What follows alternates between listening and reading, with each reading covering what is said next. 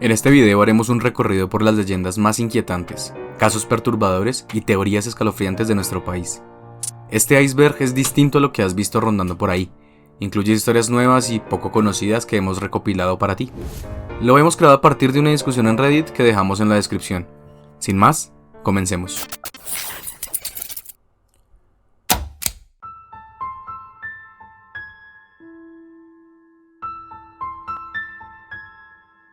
Esta es una leyenda famosísima que la mayoría de las personas conoce.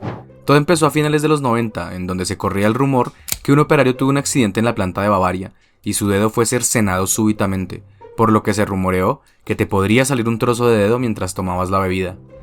Después de esto, en 2015, empezó a circular un audio por WhatsApp retomando algo similar, donde se alertaba del riesgo de beber ponimalta.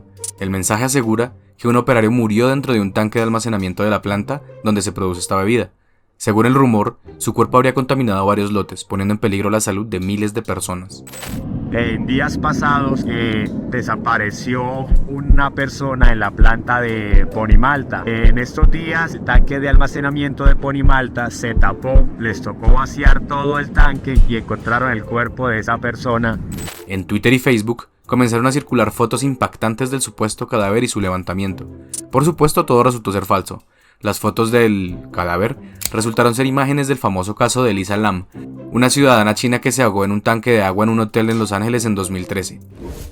La propia Bavaria sacó un comunicado oficial mencionando que no hay forma que uno de sus empleados caiga en un tanque de almacenamiento, puesto que todo el proceso de la fabricación está automatizado, siendo incluso una buena campaña publicitaria para la bebida.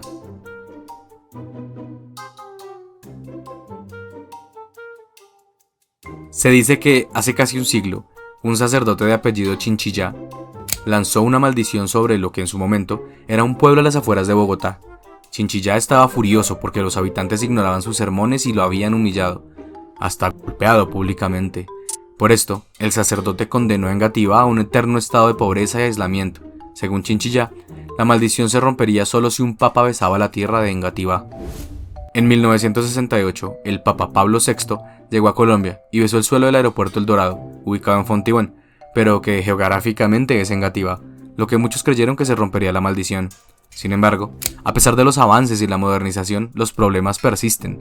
La pobreza, el caos urbano, la delincuencia aún marcan el día a día de Engativá, haciendo que muchos piensen que la maldición de Chinchilla nunca se fue realmente, y otros dicen que es solo un relato.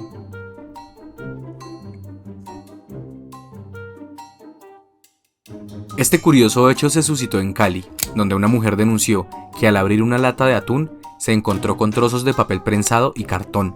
La mujer no se quedó con la duda y probó con más latas, descubriendo que todas estaban llenas del mismo engaño. La alarma se encendió cuando se reveló que el producto había sido comprado en un famoso almacén de cadena. Esto generó que varias personas en redes sociales se mostraran con varios casos similares a lo que ocurrió allí, siendo una tendencia a inicios del confinamiento por la pandemia.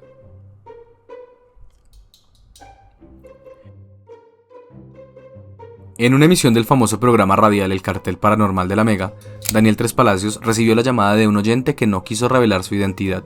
Según el testimonio del oyente, 2 de sus amigos experimentaron sucesos extraños y aterradores cerca del Cerro de Monserrate, en Bogotá. Uno de los amigos, dueño de una finca cerca a Monserrate, no ha podido vender su propiedad debido a los rumores de la actividad paranormal. Tras el hallazgo de varios cadáveres en la parte posterior del cerro, otro amigo, dueño de la productora televisiva, decidió instalar cámaras en los árboles para descubrir qué estaba ocurriendo. Lo que captaron las cámaras es escalofriante.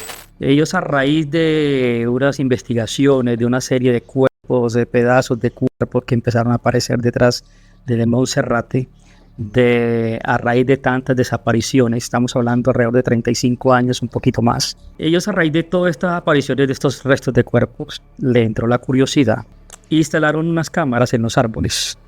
Haga de cuenta de las primeras cámaras escondidas de ese tiempo. A raíz de unos días fueron, obviamente de día, a retirarlas. Empezaron a revisar lo grabado, todo el material fílmico, y se dan cuenta de algo espeluznante.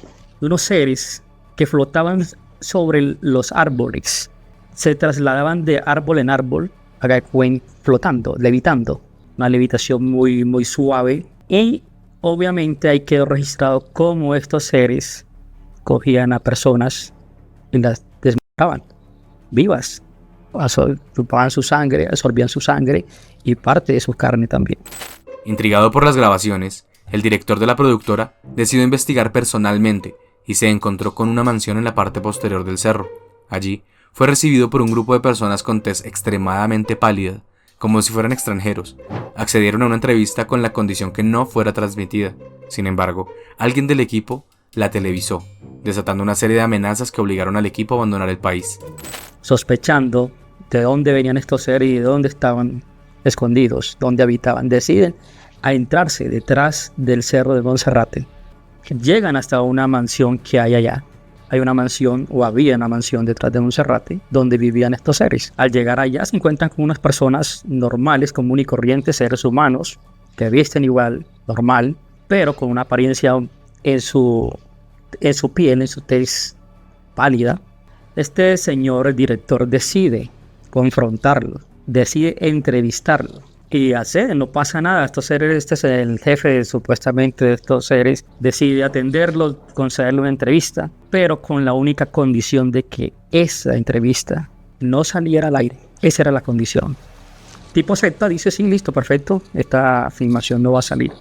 Pero no falta el osado, no falta el atrevido, como dice, para ganar rating, para ganar dinero, decide sacar esta grabación en las horas de la madrugada. Ya los días empiezan las amenazas para este director y todo su equipo. Este equipo de esta producción y el director tuvieron que salir del país, tuvieron que salir de Colombia. La amiga con la finca en Monserrate también presenció eventos extraños en su propiedad, incluyendo mordeduras en el cuello de su ganado. Esto la llevó a buscar ayuda terapéutica y participar en una reunión con expertos que investigaban a un grupo de personas europeas que se habían establecido en la zona. Según estos expertos, el grupo podría estar compuesto por vampiros que emigraron desde Transilvania, pasando por Europa, Estados Unidos y Centroamérica hasta llegar a Colombia. Aquí hay una gente, hay unas personas que son europeas. Estas personas primero estuvieron en Transilvania. De Transilvania ocurrieron parte de Europa, llegaron a Estados Unidos, empezaron a bajar Centroamérica y llegaron a Colombia. Estas personas se instalaron detrás de Montserrat y estas personas son las causantes de que su ganado le aparezcan marcas que no hay mordeduras. Aquí en Colombia hay muchos vampiros, son gente oligarca, gente que está camuflada dentro de la sociedad. ¿Qué opinas sobre este caso? Te leemos en los comentarios.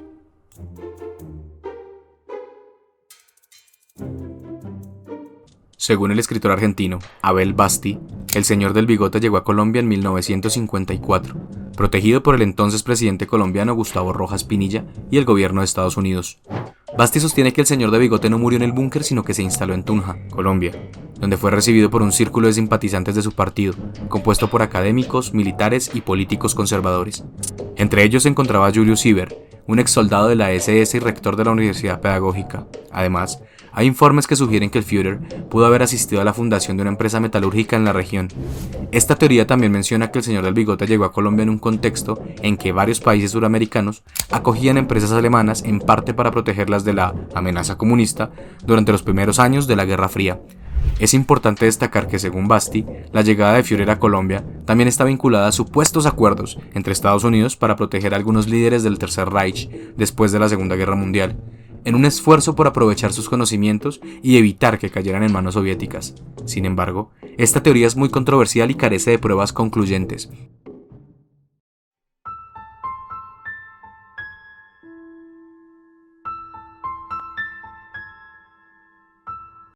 Este tema ya lo abordamos a detalle en un video anterior que te estará apareciendo en la tarjeta de arriba.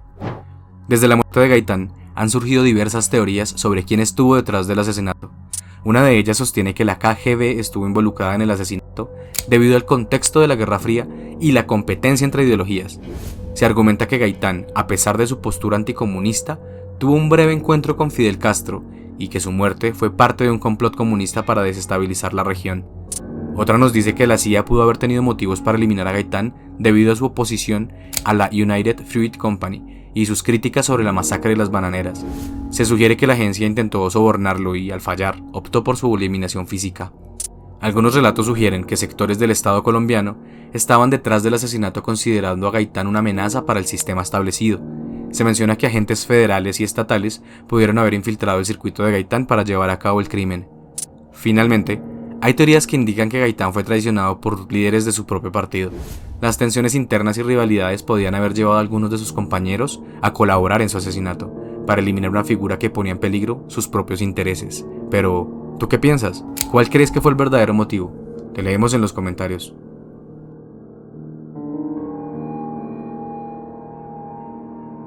Los relatos sobre Armero están cargados de terror. Para el cartel paranormal de la Mega, Juan Carlos, uno de los socorristas que vivió cerca de la tragedia, contó momentos estremecedores, como lo es encontrar cuerpos de personas que habían sido arrastradas por el lodo caliente y cómo chulos se alimentaban de los cadáveres. La imagen de una mujer devorada por estos animales es particularmente macabra, mientras que otras escenas incluía encontrar brazos y manos en el lodo y escuchar gritos desesperados de personas atrapadas bajo tierra en burbujas de oxígeno que poco a poco se iban apaciguando. Uno de los lugares más escalofriantes es el hospital de 3 pisos, ahora enterrado bajo el lodo, donde quienes se aventuran a visitarlo reportan experiencias paranormales inquietantes. Juan Carlos y sus amigos, al explorar el hospital, escucharon risas de adultos y llantos de niños, y vieron siluetas de niños brincando entre las camas enterradas. Salieron huyendo aterrorizados por la presencia de lo inexplicable. Además de vivir sucesos inexplicables, la zona se llenó de delincuencia.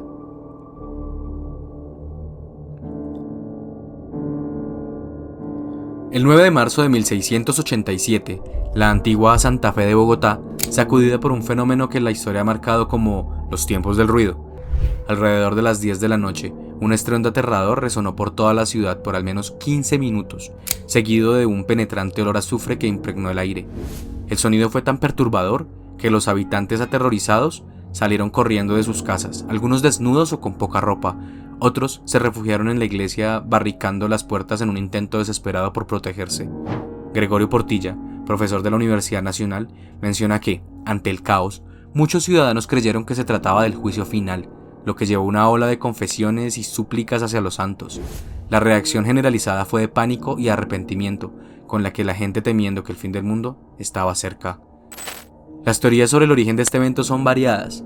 Algunos sugieren que un terremoto en Lima, Perú, pudo haber sido la causante del estruendo. Esta teoría fue considerada inviable, puesto que no existe relación entre las placas tectónicas que cruzan la costa peruana con las que rodea la capital colombiana.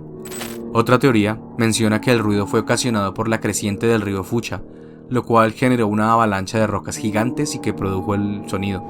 Esto puede ser descartable, puesto que no se explica el olor a azufre en la zona.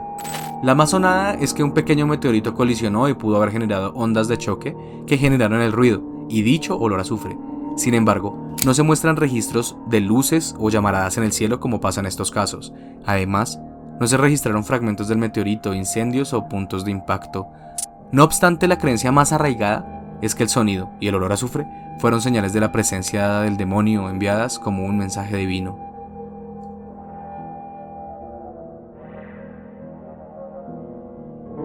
En lo más recóndito del Amazonas colombiano, un misterio fascinante y enigmático se despliega en la inmensidad de la selva. Allí, en los rincones más ocultos y protegidos por vasta vegetación, viven tribus no contactadas que parecen haber quedado atrapadas en un tiempo antiguo, desconectadas del mundo moderno que avanza a pasos agigantados.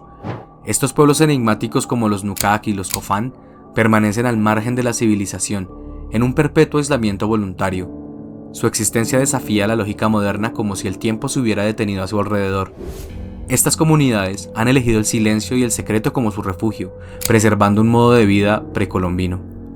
Sin embargo, la amenaza constante de invasores, deforestación y enfermedades externas acecha, poniendo en peligro su forma habitual de vida.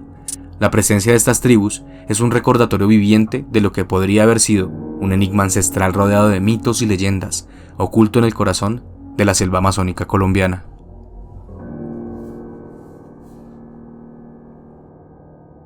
Queremos resaltar que esta parte del iceberg tiene un carácter meramente informativo sobre esta teoría y no pretende posicionarse en la política colombiana actual. Laureano Gómez fue un destacado político colombiano quien se desempeñó como presidente de Colombia entre 1950 y 1953. Miembro prominente del Partido Conservador, Gómez se destacó por sus posturas extremas y autoritarias. Su ideología se alineaba con una visión de extrema derecha, caracterizada por racismo, antisemitismo y un rechazo contundente a las reformas liberales. Se dice que Gómez, influenciado por el nacionalcatolicismo del franquismo español bajo Francisco Franco, intentó trasladar esta visión a Colombia. Su postura anticomunista y su conservadurismo radical se reflejaron en su agenda política, la cual buscaba fortalecer un orden autoritario y conservador en el país. A través de su periódico, El Siglo, Gómez atacó a los inmigrantes judíos en Colombia y lideró intentos de expulsión. Su discurso también incluía comentarios despectivos hacia afrodescendientes e indígenas, a quienes describía de manera denigrante. Para imponer su visión en Colombia, se dice que Gómez se opuso a las reformas liberales y aumentarían las tensiones políticas y sociales, fomentando un clima de violencia y polarización. Su retórica anticomunista y su apoyo a políticas represivas buscaban consolidar un régimen que replicara el modelo franquista, influenciando la política colombiana de manera significativa.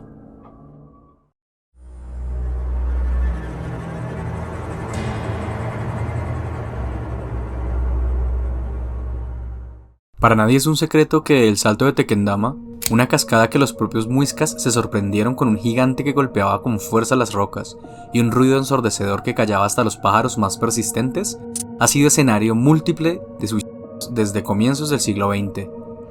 6 segundos. Ese es el tiempo que toma caer desde la cima del Salto de Tequendama hasta su fondo.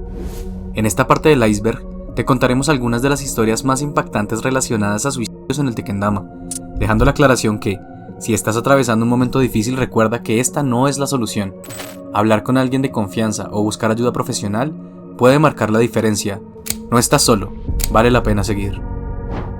En los 30, se intensificó la fascinación literaria por la tragedia y el suicidio gracias a las novelas románticas de Edmundo de Amedesi o el poeta José Asunción Silva, lo que aumentó los casos de personas que se aventaban al fondo del Tequendama, tanto que había un fotógrafo que residía en lo alto del salto y que se especializaba en capturar algunas imágenes, las últimas, de las personas que decidían terminar con su vida en este lugar. Este fotógrafo cobraba por adelantado sus servicios, luego enviaba estas imágenes a las familias de los fallecidos acompañadas de notas de despedida. Esta práctica sugiere una macabra pero establecida tradición en la zona. En 1941, José Suárez, un exagente de la Policía Nacional, acabó con todo arrojándose al vacío frente a un centenar de turistas. Todo esto después de dar un beso a su novia, a la cual le arrojó su sombrero con una nota antes de saltar. Su novia intentó seguirlo, pero fue detenida por un agente de policía. Poco después, Eduardo Umaña, un conductor de los taxis rojos, se lanzó. Un grupo de colegas, tras varios intentos, lograron recuperar su cuerpo después de 9 días de búsqueda, lo que fue considerado una hazaña. Jorge Bejarano, compañero y amigo cercano de Umaña, tenía un pacto con él para lanzarse un día después de su muerte. Intentó hacerlo en varias ocasiones durante la búsqueda del cuerpo de Umaña, pero fue detenido por sus compañeros y la policía. Un joven de 23 años, descrito como rubio y con una cicatriz en la mejilla, se lanzó después de leer un libro frente a la Virgen de los Suicidas. Nunca se supo su identidad y su muerte ocurrió mientras los taxistas intentaban recuperar el cuerpo de Umaña. Para terminar y mostrar el morbo y el negocio de las noticias, Adolfo Neuta y Carlina Garibello actuaban como reporteros no oficiales en el Salto, buscando captar la noticia de un potencial suicida. Ambos competían por obtener la primicia para sus respectivos periódicos, El Tiempo y El Espectador.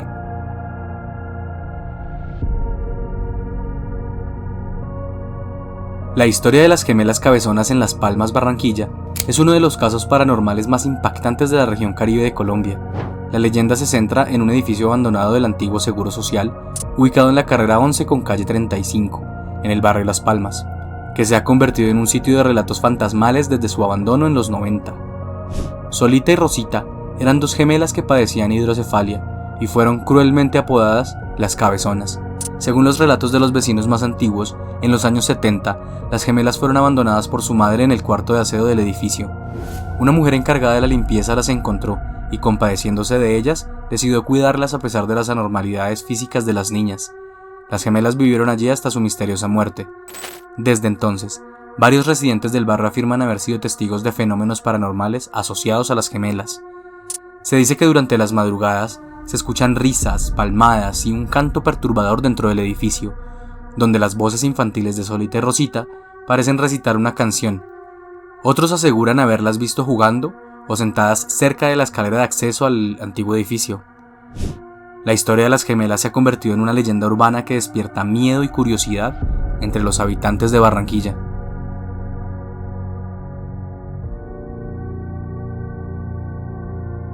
Liliana del Carmen Campos, conocida como La Madame, es una proxeneta colombiana actualmente recluida en la cárcel de San Diego. Desde su arresto, la Madame ha confesado haber organizado fiestas sexuales en las que participaban modelos profesionales, actrices y figuras de la farándula colombiana, así como hombres poderosos dentro de la política y los medios de comunicación. En sus declaraciones, afirma que su negocio era legal y altamente rentable, y sostiene que no es la única involucrada en estas actividades en Cartagena. Aunque asegura conocer nombres de personas influyentes que participaron en estas fiestas, ha optado por no revelarlos, lo que ha causado gran controversia en el país y ha puesto en evidencia el vínculo entre farándula colombiana y el mundo de la prostitución.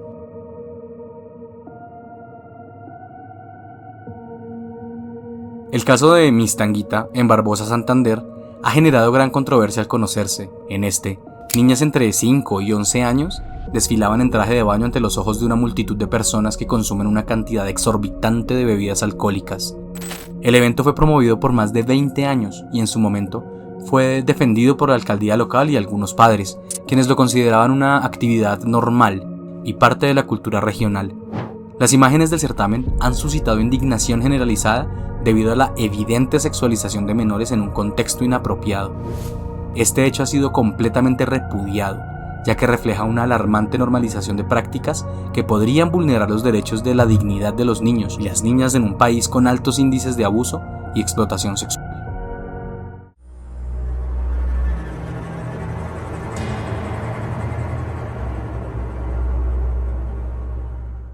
Andrés Pastrana, expresidente de Colombia, ha sido vinculado con Jeffrey Epstein, un magnate condenado por pedofilia. Anonymous, un grupo de hackers, incluyó a Pastrana en una lista de celebridades y políticos relacionados con Epstein. Pastrana ha explicado que conoció a Epstein en una cumbre en Dublín y que viajó en su avión privado. Asegura que, aunque estuvo en el avión, nunca visitó la isla de Epstein en las Bahamas. Sin embargo, los registros de vuelos indican que Pastrana estuvo en el avión de Epstein en un vuelo entre Nueva Jersey, Miami y las Bahamas, pero no hay evidencia del vuelo final hacia Cuba que él menciona. Debido a la falta de registros claros sobre su destino final y las inconsistencias entre sus declaraciones, han surgido dudas y especulaciones sobre este involucramiento. Además de las controversias relacionadas con Epstein, circula un rumor sobre un incidente de abuso involucrando a un miembro de la familia de Pastrana en Bogotá.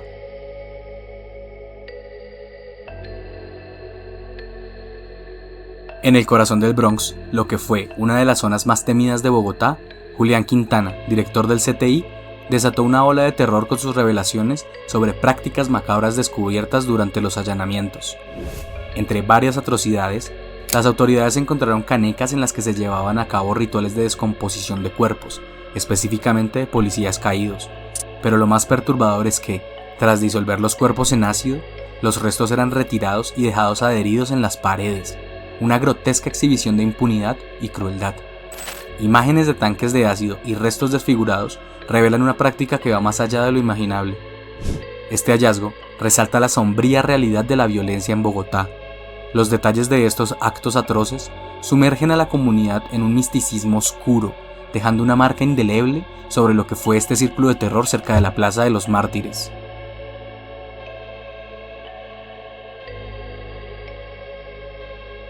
En el municipio de Sierra-Bagadó, en el Chocó, ocurrió un fenómeno que dejó a la comunidad estupefacta. Todo gracias a una lluvia de color rojo que algunos habitantes interpretan como una lluvia de sangre. Los residentes del municipio tomaron el fenómeno como un mensaje divino, interpretándose como una señal de Dios para cambiar sus vidas y mejorar su comportamiento. El impacto de este fenómeno ha sido intensificado por el análisis realizado por la bacterióloga Luisa Lloreda, quien identificó rastros que sugieren la presencia de sangre en las muestras recolectadas. Este descubrimiento elevó las especulaciones y profundizó el misticismo que rodea el evento. Por otro lado, la comunidad científica y los expertos han ofrecido explicaciones más terrenales, señalando que lo que ocurrió podría ser una lluvia roja, un fenómeno meteorológico conocido que ha sido registrado en otros países como India y Rusia. Este fenómeno ocurre cuando partículas como polvo o restos biológicos se mezclan con la lluvia, dando lugar a la apariencia de sangre. Sin duda un hecho curioso que dejó boquiabierto a más de uno.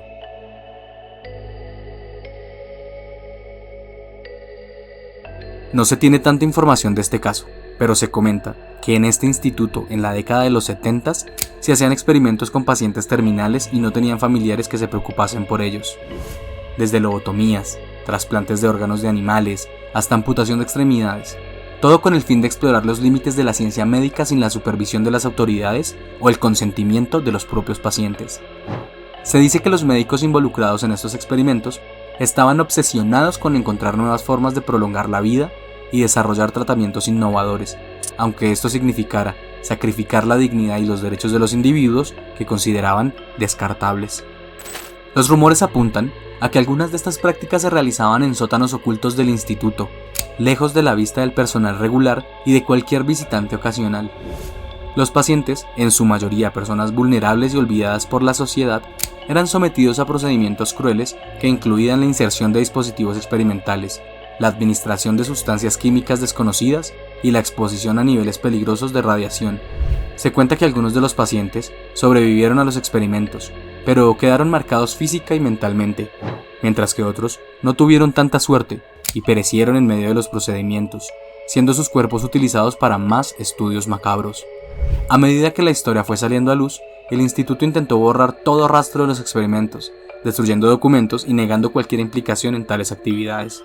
Sin embargo, algunos ex empleados y testigos afirmaron haber visto archivos secretos y fotografías inquietantes que documentan estas atrocidades, lo que ha alimentado las leyendas.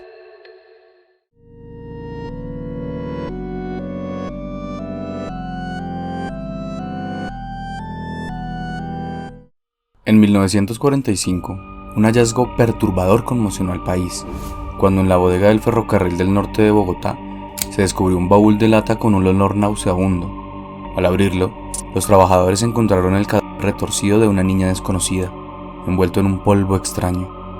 La víctima, de aproximadamente 14 o 15 años, no presentaba signos de agresión externa ni quemaduras, pero tenía las uñas de pies y manos burdamente cortadas, lo que sugería una posición social baja.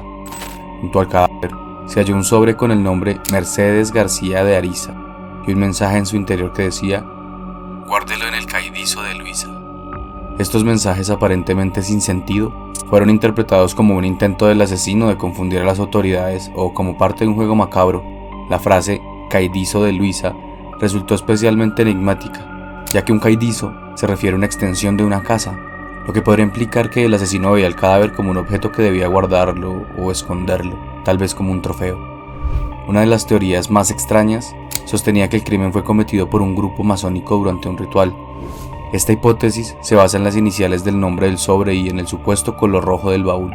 Algunos periodistas afirmaron que simboliza el Partido Liberal, al cual se acusaba de estar influenciado por logias secretas. Sin embargo, esta teoría fue rápidamente desacreditada, ya que los rituales masónicos no involucran sacrificios de sangre, y el color del baúl fue desmentido por otras fuentes.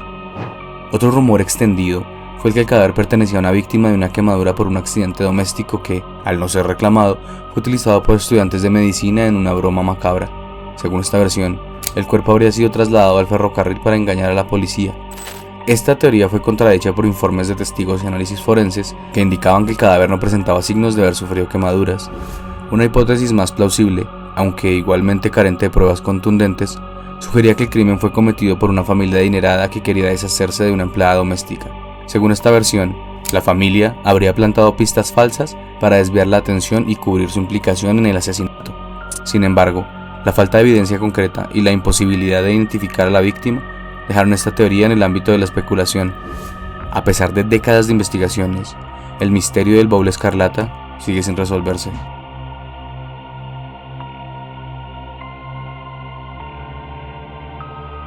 De este caso también ya hablamos a detalle en el canal. En la tarjeta superior te estará apareciendo para que lo mires. Campo Elías Delgado fue un hombre conocido por perpetrar la escalofriante masacre de Poceto el 4 de diciembre de 1986.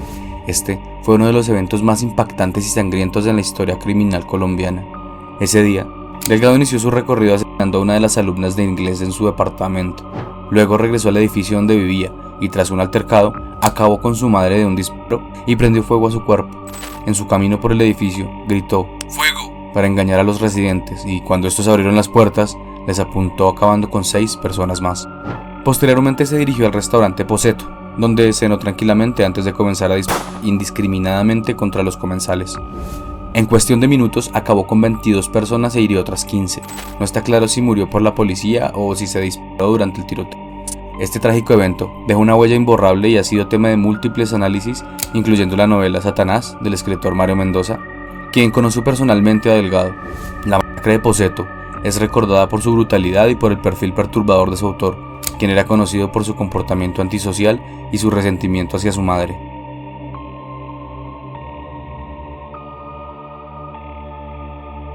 En 1992, varios recicladores y mendigos fueron secuestrados, asesinados y luego abandonados en áreas apartadas de la ciudad. Los cuerpos presentaban signos de tortura y mutilación, y algunos carecían de órganos internos, lo que levantó sospechas de tráfico de órganos.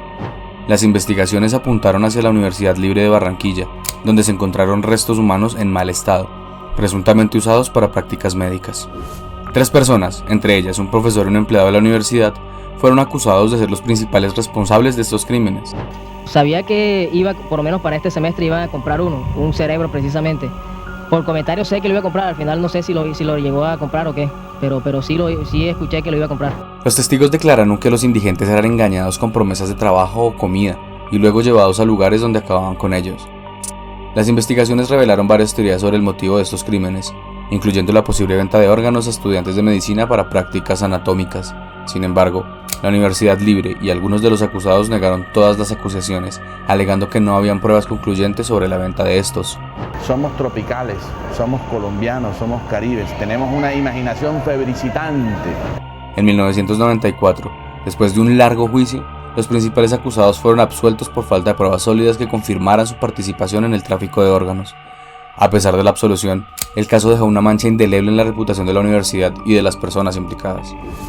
Se realizó un documental donde se menciona y se da más detalle de este caso, el cual dejamos en la descripción del video.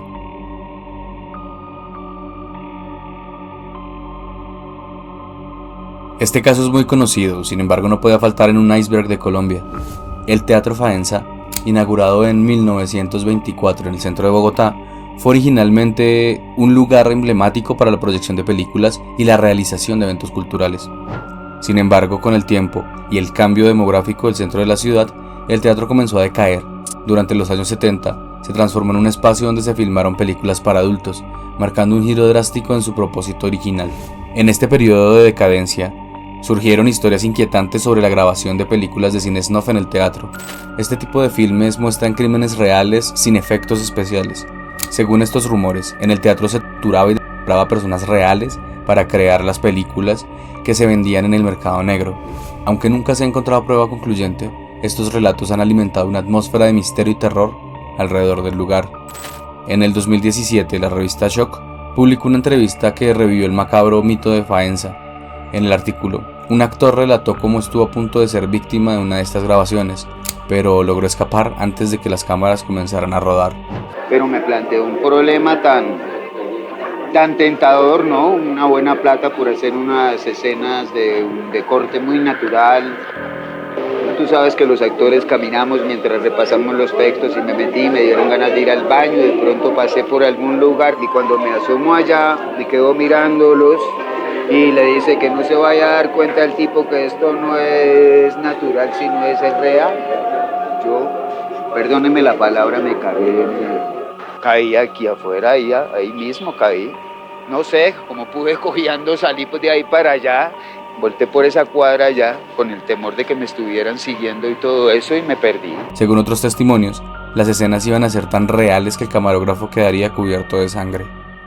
La película trataba de que se llevara a cabo cuestiones truculentas, estilo zombie, como de muertos, cómo se descuartizaba una persona, cómo se volvía a pedazos esta otra, cómo hacía esto, cómo hacía lo otro.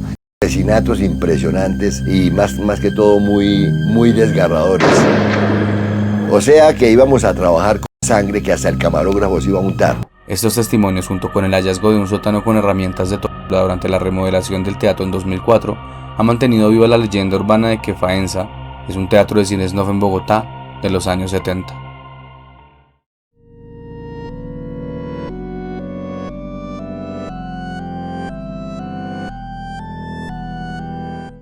En la década de los 80, el restaurante italiano L'Angolo di Gigi, ubicado en La Calera, en Bogotá, ganó notoriedad por su exclusivo y peculiar sabor, que no se encontraba en ningún otro sitio.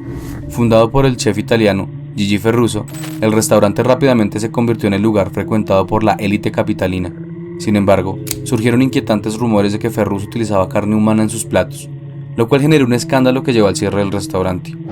La historia cuenta que Ferruso era muy reservado con la carne que utilizaba, no permitiendo que ninguno de sus empleados la tocara ni la recibiera.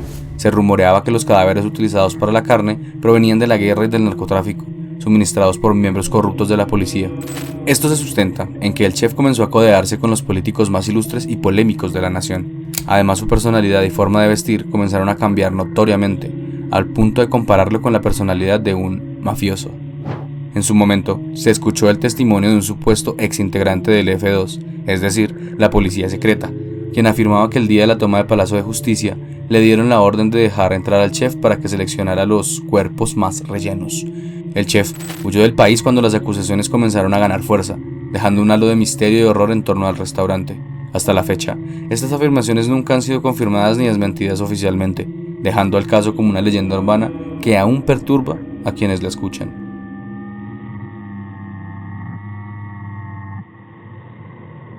Las casas de pique son un fenómeno perturbador que ha salido a la luz en los últimos años, principalmente en Bogotá y Buenaventura.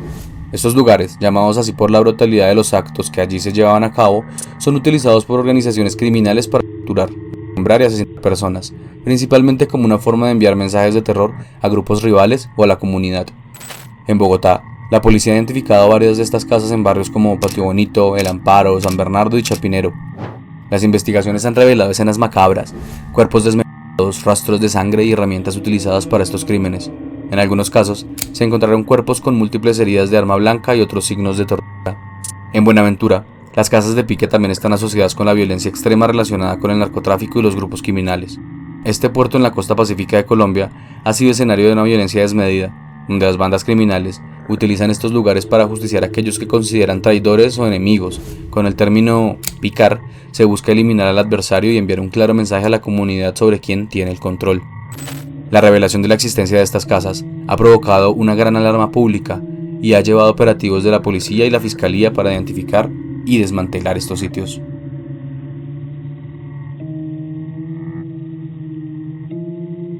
Este es un caso escalofriante que conmocionó a la Bogotá de 1852, que en su momento era un pueblo pequeño repleto de campanarios y monasterios que estaba rodeado de cientos de ranchos habitados por mestizos, indígenas y españoles caídos en desgracia.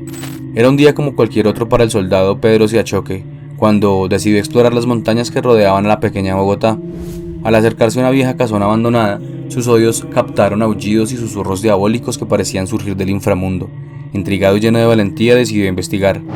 Al llegar a una pared exterior, Siachoque descubrió un pequeño orificio del que emanaba un olor nauseabundo, y allí, en lo profundo de la oscuridad, vio una mano esquelética que se agitaba desesperadamente. Con el corazón latiendo a 1000 por hora, Siachoque se acercó, solo para darse cuenta de que se trataba de un humano, una joven de 18 a 20 años, con el rostro deformado y el cuerpo mutilado. La víctima, identificada más tarde como Custodia, había sido sometida a un calvario inimaginable a manos de su ama y empleadora Trinidad Forero, dueña de la vieja casona. Según testimonios, al poco tiempo de empezar a trabajar Custodia, Trinidad comenzó a tratarla con dureza sin motivo aparente, y cuando un caballero visitó a Trinidad, le dijo que tenía una criada muy bonita. Ella enloqueció de celos y empezó a tratarla con mayor violencia. Todo fue escalando hasta que un día la golpeó con un martillo en la cabeza, la ató de pies y le amarró un pañuelo en la boca con una piedra para que no pudiera gritar. Una vez la tuvo inmovilizada, la llevó a un rincón y procedió a arrancarle con sus manos todos los pelos de la cabeza. Luego tomó unas pinzas y le depiló los genitales, las cejas y las pestañas, acciones que tomaron toda la noche. Ya de madrugada la golpeó fuertemente y le puso una sustancia pegajosa y caliente en la cabeza que le produjo un insoportable ardor y una úlcera sangrante que le llegó hasta la nuca. Al día siguiente, notó que Custodia estaba agotada y no podía emitir ningún sonido de queja, por lo que decidió alimentarla con una mogolla y un vaso de orines. Cuando la muchacha volvió en sí, le sacó todas las muelas y los dientes con unas tenazas de hierro, como las que usan los zapateros. Le quemó la espalda, los pezones y la barriga con una plancha de carbón, le arrancó las orejas con una navaja de afeitar y le rajó la boca desde las comisuras hasta los oídos, dibujándole una sonrisa que la hizo parecer un monstruo. Una noche, instaló sobre su cama un espejo, encendió 2 velas alrededor suyo a la altura del piso, la arrastró hasta allí y le dijo: «Ahí te dejo ese espejo para que veas lo linda que quedaste». Horas más tarde la muchacha se dio cuenta de que Trinidad había tapado la puerta con adobe, dejándola atrapada, amarrada, sin comida o bebida y con un pequeño orificio de ventilación como único contacto con el exterior. Finalmente, la verdad salió a la luz. Los soldados fueron alertados y se enfrentaron a una escena espantosa. Custodia, reducida a poco más que un esqueleto, yacía en un lecho de estiércol rodeado de gusanos. Fue rescatada y llevada a un hospital donde los médicos lucharon por salvar su vida. Trinidad, por su parte, fue arrestada y condenada a 10 años de prisión, pero la justicia terrestre no fue suficiente para borrar el legado de terror que dejó. Custodia sobrevivió, pero su rostro desfigurado la marcó para siempre. Se vio obligada a sobrevivir pidiendo limosna en las calles de Bogotá, una triste sombra de la joven hermosa que alguna vez fue.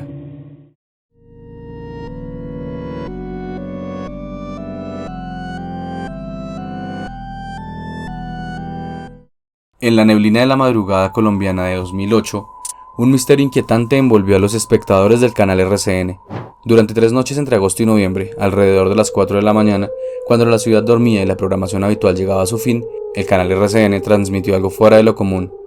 En lugar del usual cierre con el himno nacional, la pantalla se sumió en un oscuro vacío tras unos minutos de expectante silencio. Apareció la figura del periodista Bernardo Duque, su imagen iluminada contra un fondo blanco, y comenzó a recitar poemas en un tono inusitadamente agresivo y violento. Los versos recitados por Duque parecían lanzar una feroz crítica hacia el gobierno y el ejército colombiano, aludiendo a la ola de violencia y los asesinatos civiles que ocurrieron entre 2002 y 2008, un periodo oscuro conocido por los escándalos de los falsos positivos. La elección de estos poemas se dice que fue una forma de protesta silenciosa pero impactante por parte de Duque contra la inacción del canal RCN al reportar estos atroces eventos. No existen grabaciones conocidas de estas emisiones, lo que envuelve en un halo de leyenda urbana.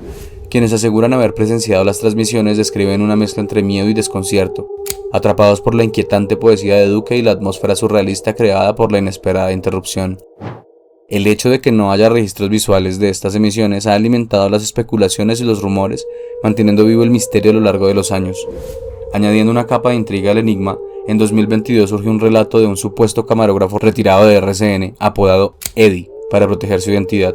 Según Eddie, él fue una de las 2 personas encargadas de operar las cámaras durante estas emisiones clandestinas. Afirman que se planearon 5 transmisiones, aunque finalmente solo se llevaron a cabo 3. Las grabaciones de estas sesiones fueron eliminadas rápidamente por temor a represalias, tanto del canal como de autoridades superiores. Eddie menciona que ni él ni la otra persona involucrada conocían el contenido de los poemas antes de su recitación y que una tercera persona también estuvo involucrada, aunque su identidad permanece tan en la sombra como la misma historia. La muerte de Bernardo Duque en 2013, coincidiendo con el aniversario número 15 de RCN como canal privado, ha sido vista con algunos como una extraña coincidencia que solo añade un misterio más a su historia. Duque, quien ganó fama como narrador en El precio es correcto, no pudo confirmar ni desmentir su participación en estos eventos, dejando el caso en el limbo entre la realidad y la ficción. Hoy en día, este episodio continúa siendo tema de discusión y fascinación en plataformas como YouTube y TikTok, donde los creadores de contenido elaboran videos creepypastas basados en los pocos detalles conocidos, mezclando hechos con ficción de manera que hace difícil distinguir la verdad de la leyenda. Así que el cierre de emisión de RCN 2008 sigue siendo una sombra en la memoria colectiva, una historia envuelta en misticismo y oscuridad que permanece sin resolver.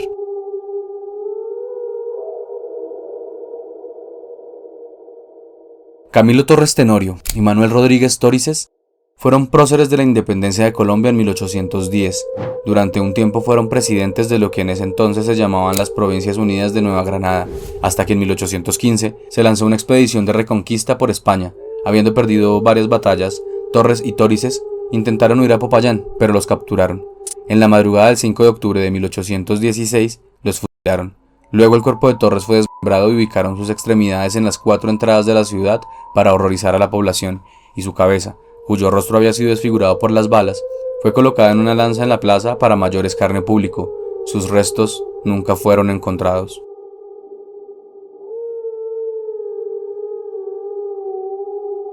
Este es uno de los testimonios más escalofriantes que vas a escuchar de una persona que dejó su relato en un grupo de Facebook.